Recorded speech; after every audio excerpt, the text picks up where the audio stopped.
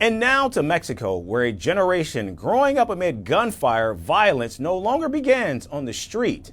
In fact, it now begins on a screen. Across parts of the country, teenagers as young as 13 are logging into video games that mirror the country's bloody narco war.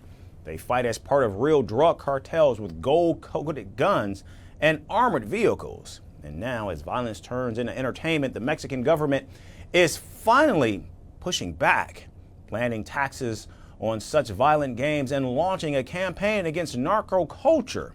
Here's the story with more. What happens when violence lasts a long time? It becomes familiar, predictable, even playable. In parts of Mexico, children don't just hear stories of cartel shootouts, they choose them from a menu. They don't imagine criminals, they become them, with a controller in hand and a screen lighting up the room. This is not fantasy. This is a real war turned into a game. Every day, thousands of teenagers log into video games that don't imagine war. They remember it. Inside these games, the streets look familiar, with pickup trucks, gas stations, dust, and fear.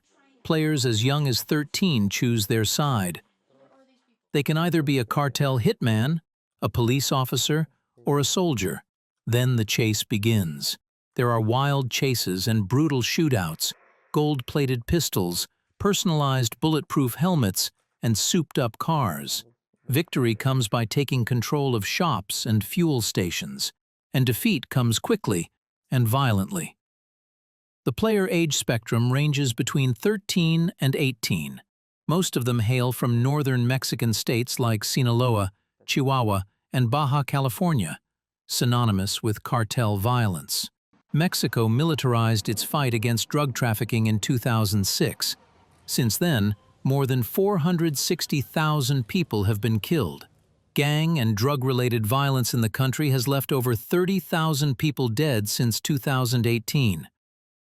According to latest government data, daily killings per month has dropped by 37% in Mexico.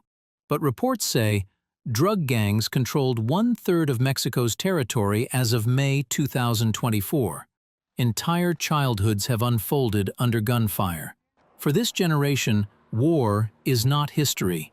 It is background noise.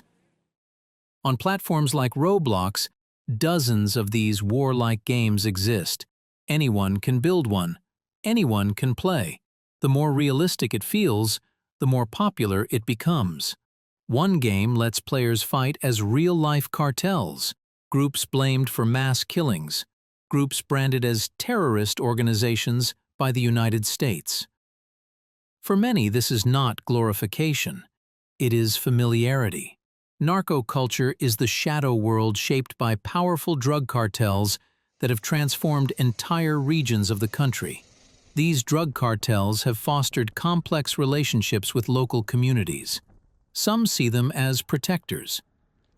In regions where the cartel fixes roads, hands out cash, or keeps rival gangs away, loyalty grows. Poverty tightens that grip. Violence becomes a ladder, and narco culture fills the silence. The dynamic has given rise to cultural expressions. It creates an environment where music, films, and fashion glorify the criminal life. Psychologists say these narco culture games offer something rare: control. In a world that feels chaotic and threatening, pressing a button gives certainty.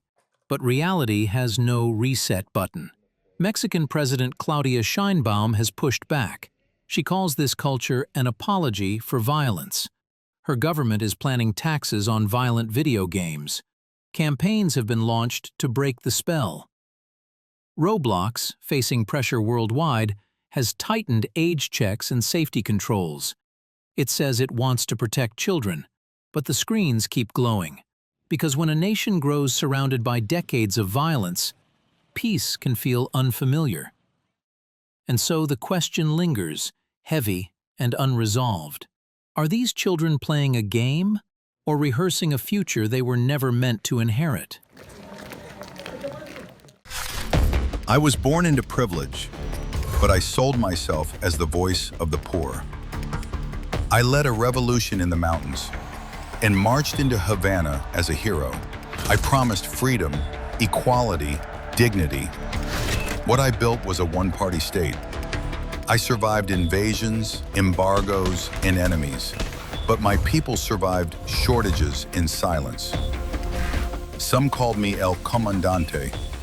History calls me something else. A dictator. Who am I?